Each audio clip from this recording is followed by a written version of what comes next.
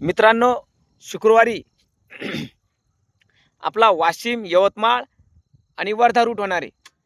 तर त्या भागातले समजा ज्यांनाही पाणी पाहायचं असेल शुक्रवारी 21/2/2025 म्हणजे 21/2ला आपण त्या भागात राहणार आहे. तर आपली सुरुवात वाशिमहून होणार आहे. वाशिम, यवतमाळ आणि वर्धा या रूटचा आपला 21 तारखेचा रूट ठरलेला आहे. त्याच्यामुळं मी 2-4 दिवस अगोदरच टाकत आहे की 21 तारखेला आपण 21/2/2025ला आपला जो रूट होणार आहे तो वाशिम भागातले काही पॉईंट असतील, त्याच्यानंतर यवतमाळ भागातले काही पॉईंट असतील आणि त्याच्यानंतर वर्धा भागातले काही पॉईंट असतील. आपल्या शेतकरी मित्रांचे मला फोन आलेले आहेत.